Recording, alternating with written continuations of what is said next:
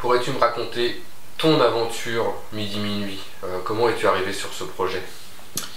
Alors pour moi, l'aventure Midi Minuit Fantastique a commencé avec Les Griffes de la Hammer, tout simplement. C'est-à-dire mon premier bouquin. L'idée des Griffes de la Hammer, c'était de s'attacher non seulement à faire une histoire de la Hammer, mais surtout à l'écrire du point de vue de la France, c'est-à-dire du point de vue de sa réception ici. C'est-à-dire comment on a accueilli les films de la Hammer dans les salles de quartier, dans la presse, qui a combattu le comte Dracula, qui l'a accueilli à bras ouverts. Et en travaillant là-dessus, en fin de compte, je me suis rendu compte qu'il y avait une revue dans les années 60 qui s'appelait Midi Minuit Fantastique, qui non seulement avait été la première revue à défendre la Hammer, mais tout simplement à défendre le cinéma fantastique. En fait, c'était la première revue consacrée au cinéma fantastique. Et au cours de mes recherches, en fait, j'ai rencontré tout simplement Michel Camp, Jean-Claude Romer, c'est-à-dire les fondateurs de cette revue. Je les avais interviewés et donc voilà, les choses se sont faites comme ça. Et après avoir sorti le bouquin, il y a eu une période de promo où voilà, je défendais le livre un peu partout. Et un jour, j'ai fait une exposition consacrée à la Hammer. C'était dans le 20e arrondissement à Paris. Et c'était une exposition qui, en gros, j'avais fait faire des retirages de photos de plateau, j'avais également fait des agrandissements de couverture de Midi Minuit. Et le soir du vernissage, surprise, non seulement la moyenne d'âge était plutôt 25-30 ans, 35 ans, quelque chose comme ça, mais il y avait beaucoup de monde qui s'extasiait devant les couvertures de Midi Minuit, alors que la plupart de ces gens-là n'avaient jamais entendu parler de Midi Minuit Fantastique. Et ce qui m'a semblé évident, c'est que ce qui était à l'œuvre ici, c'était beaucoup plus que la fascination vintage pour des objets des années 60. Non, c'était une manifestation grandeur nature de ce dont Jean Boulet parlait dans le numéro 1 de Midi Minuit Fantastique, à savoir l'idée de permanence des mythes. En gros, Midi Minuit Fantastique, c'était un mythe, on pouvait ne jamais en avoir entendu parler, le mythe était toujours actif, il y avait quelque chose qui se transmettait d'emblée, rien qu'en voyant les couvertures. Ce soir-là, Michel Camp m'avait fait le plaisir de venir, et c'était absolument pas prémédité de ma part, mais comme ça, du tac au tac, je lui ai proposé est-ce qu'il serait pas temps de faire quelque chose autour de Midi Minuit Fantastique? Est-ce qu'il n'y aurait pas un projet éditorial à imaginer autour de ça? Et dès la semaine suivante, on a déjeuné pour en parler, puis voilà, c'était lancé. Et ça, c'était en 2011, donc voilà, il y a eu pas mal de travail depuis pour accomplir le projet, mais voilà comment ça a commencé. Et donc c'est toi qui a contacté ensuite Guy Gastic, oui. Immédiatement ça a été lui? Alors ça s'est fait en deux temps. C'est-à-dire qu'une fois que Michel Camp et moi on était d'accord sur le fait de faire une intégrale, parce que assez immédiatement il a été question d'intégrale et non pas d'anthologie, il fallait qu'on s'assure de ne pas rencontrer de problème en réalisant le projet. La première chose à faire, c'était de savoir ce qui était devenu le titre de presse Midi Minuit Fantastique. À qui est-ce qu'il appartenait aujourd'hui? Notre grande surprise, c'était de découvrir qu'il appartenait à plus personne, tout simplement parce que quand Eric Losfeld, le premier éditeur, a fait faillite, tout ça est parti dans la nature, et voilà, donc c'était un titre qui était libre. Donc la première chose qu'on a fait, ça a été de redéposer le titre de presse à nos noms, pour que voilà, qu'on ne se retrouve pas dans une situation de rééditer les textes et d'avoir quelqu'un qui débarquerait en disant « Oh, vous n'avez pas le droit, ça nous appartient ». Donc ça, c'était la première chose à faire. Et puis comme d'emblée le projet était assez ambitieux, c'est-à-dire qu'on non seulement voulait faire une intégrale, mais on s'était mis en tête de ressaisir les textes, de restaurer la revue, tous les éléments graphiques de la revue, les titres, les couvertures, les pubs, etc., de réutiliser tout ça en le réinsérant avec les textes ressaisis. On voulait également retrouver toutes les photos, donc il y avait quand même un gros travail à faire en amont. On ne voulait pas juste faire un reprint. Donc contacter un éditeur en disant on va faire tout ça, mais en n'ayant rien fait à la base, ça n'aurait pas été forcément convaincant. Donc on a voulu crédibiliser notre projet, et donc voilà, moi je me suis retrouvé à ressaisir les textes, à travailler vraiment en amont sur le truc. Puis une fois que sur le plan juridique les choses étaient clarifiées, qu'on avait déjà accumulé de la matière pour un certain nombre de chapitres, d'iconographie, etc. Là on a commencé à démarcher les éditeurs vraiment. Et donc j'ai envoyé un certain nombre de mails, mais la réponse la plus immédiate et la plus enthousiaste que j'ai eue, ça a été Guy Gastic de Rouge Profonde. C'est-à-dire que je sais plus, 2 jours après mon mail, j'ai reçu ouais, un mail vraiment enthousiaste, formidable projet, avec des DVD, ce serait passionnant, faut vite qu'on en parle. Je l'ai appelé, on a discuté peut-être pendant, je sais plus, 3/4 d'heure, 1 heure, et donc voilà, j'ai organisé une rencontre avec lui et Michel Camp à Paris, je sais plus, 15 jours, 3 semaines après, et en moins de 2 mois, c'était signé, l'affaire était lancée, et là on était en 2012. Voilà.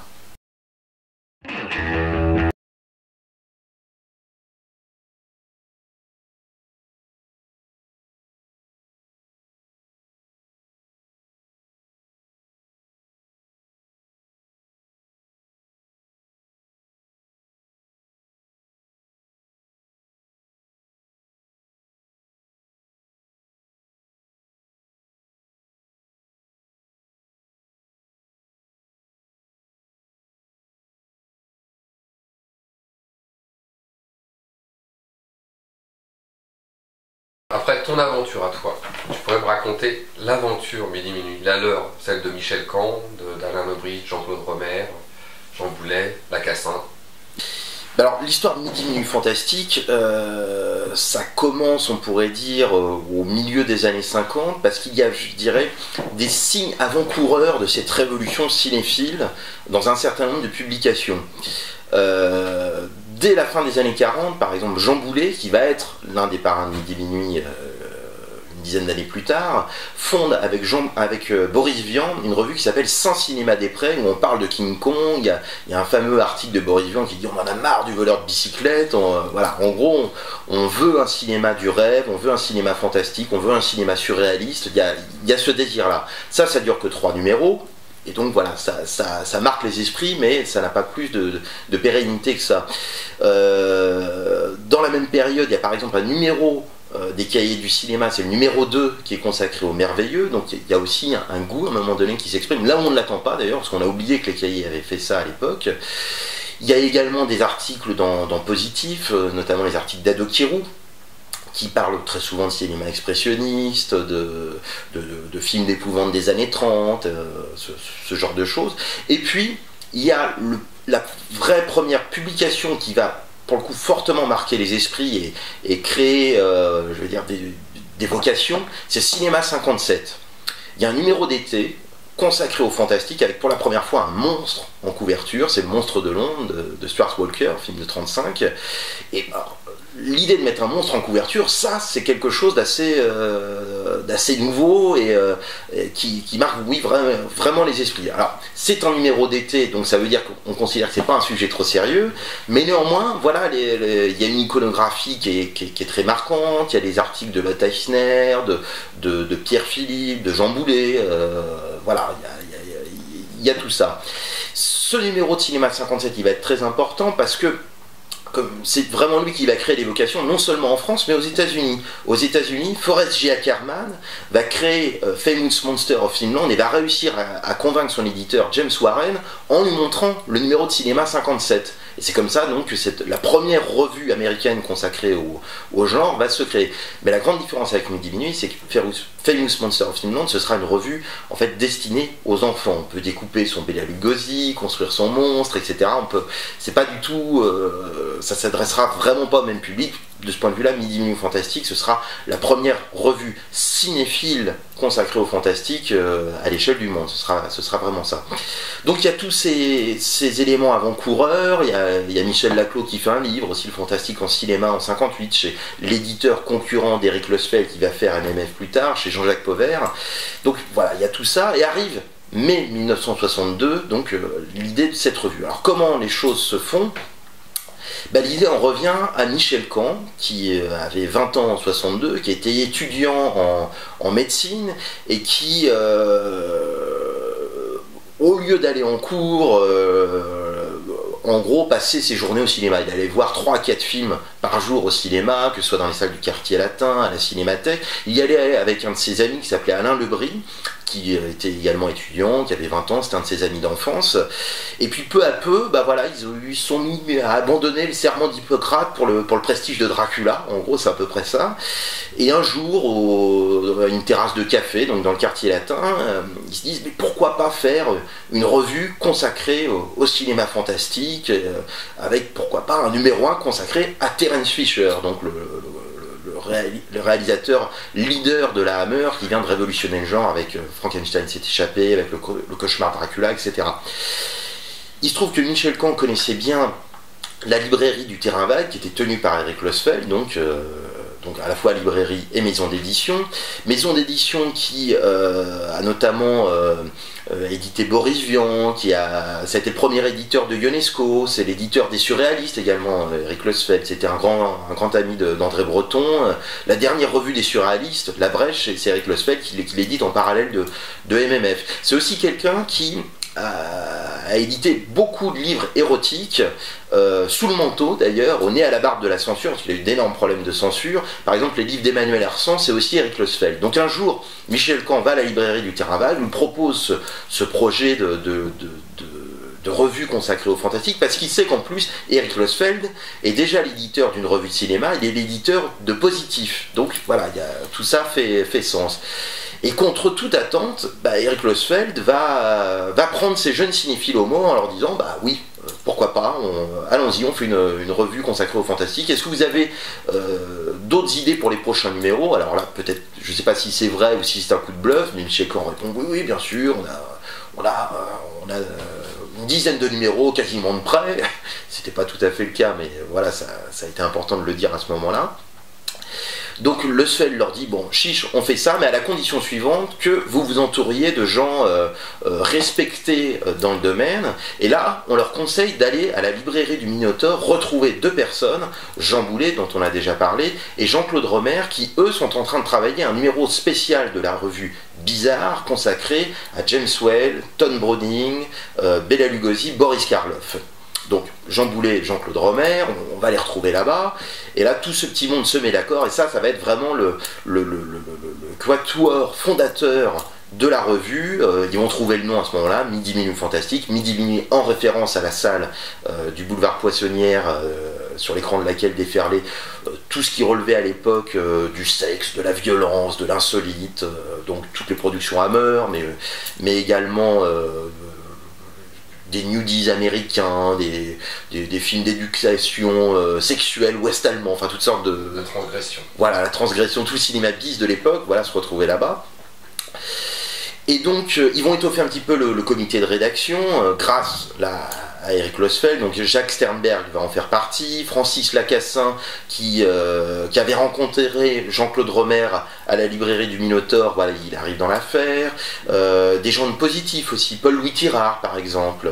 Et puis également Georges Langlais, qui lui était l'homme à tout faire au sein de la librairie du Terrain Vague. C'était vraiment quelqu'un qui secondait Eric Losfeld dans toutes ses tâches, et administrative et éditoriale et à la librairie. Donc voilà l'équipe de Midi Minuit, voilà comment ça se lance. Et donc le numéro 1, un spécial Terence Fisher qui va être vraiment une date dans l'histoire de la cinéphilie, parce que en soi, dans le contexte de l'époque, c'est complètement saugrenu de consacrer une revue au fantastique, parce que ça va absolument pas de soi, parce que le fantastique, on n'y connaît rien, on estime que c'est un genre débile qui s'adresse aux attardés mentaux ou aux grands pervers.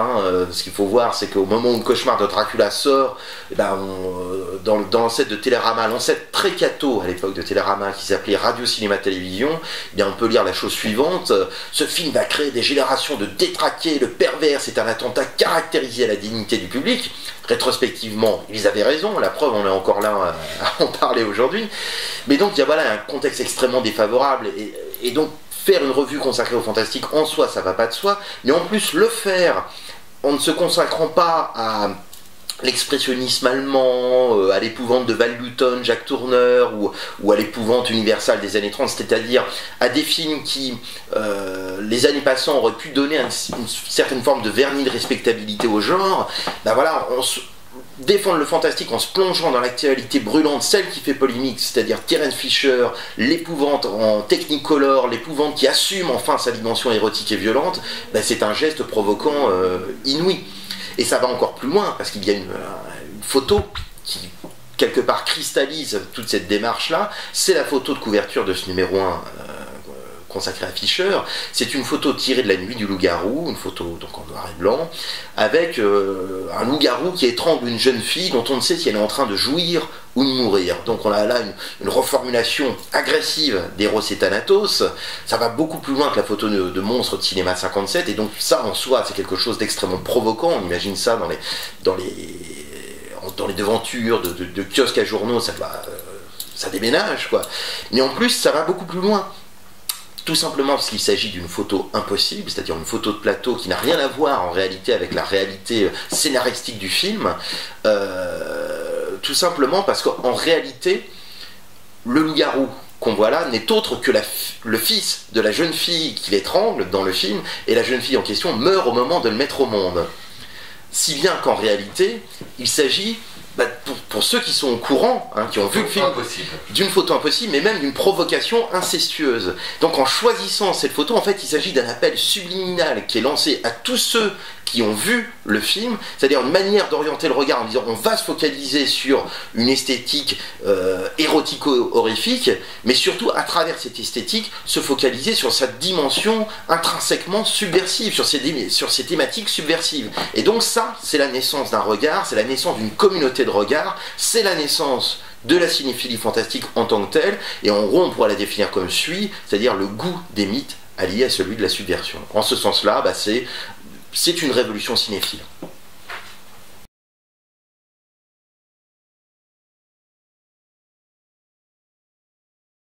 C'est comme ça qu'on définirait la fameuse politique des horreurs, hein. Oui, alors la politique des horreurs, c'est l'expression née en réalité en dehors de Midi Minuit Fantastique. Elle naît sous la plume de Jean-Paul Torok, quelques mois avant la naissance de Midi Minuit, dans un article de Positif consacré aux H-Pictures.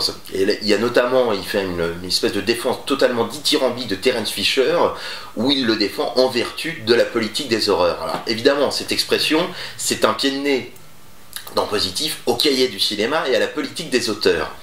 Mais ce qui est très intéressant, c'est que quand Midi Minuit Fantastique finit par revendiquer une politique des horreurs, finalement cette notion va changer de signification.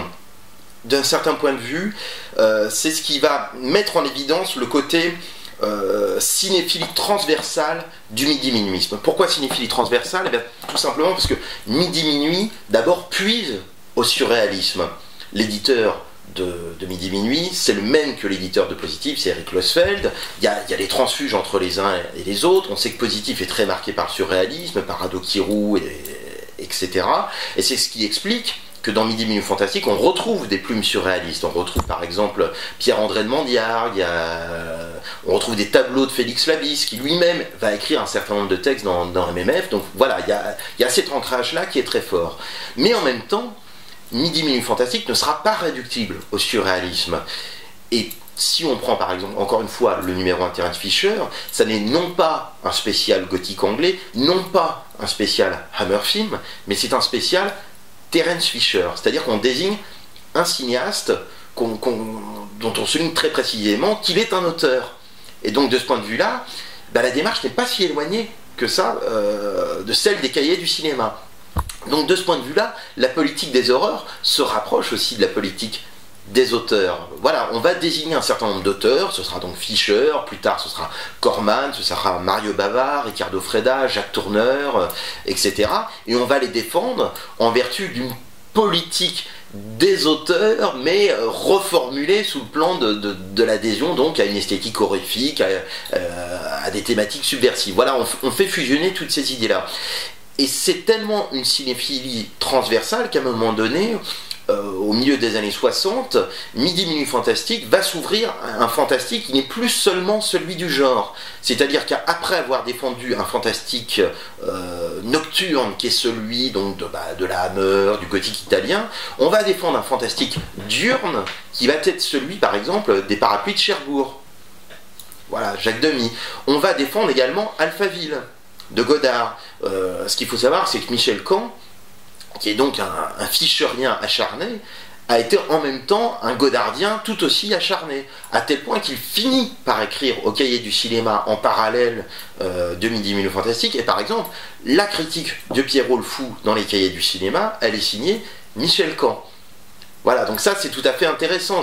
Et c'est, je pense que l'autre dimension extrêmement subversive de cette revue-là, c'est de pouvoir défendre avec un même enthousiasme l'horrible Docteur Orloff de Jess Franco et voilà, Alphaville de Godard, et de faire preuve de la même exigence dans le regard vis-à-vis des films, qu'il soit signé Franco, qu'il soit signé Truffaut, qu'il soit signé Godard, etc. Ça c'est vraiment quelque chose d'extrêmement important et qui distingue vraiment cette revue de ce qui suivra par la suite en termes de cinéphilie fantastique, dans Mad Movies, dans l'écran fantastique, dans tout ce qui est fanzine. Ça c'est vraiment quelque chose propre à cette revue. Un désir de virer les barrières et effectivement d'un côté de défendre les auteurs reconnus et de l'autre faire des auteurs pour lesquels il est quasiment considéré comme un blasphème de les considérer à l'époque comme des auteurs. Exactement, exactement.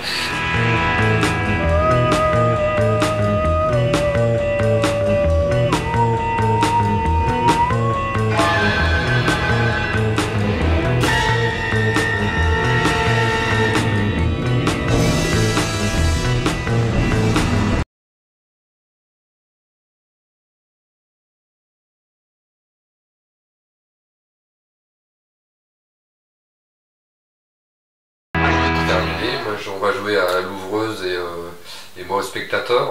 Je demandais le programme. Tu pourrais me résumer un peu le programme de ce premier volume?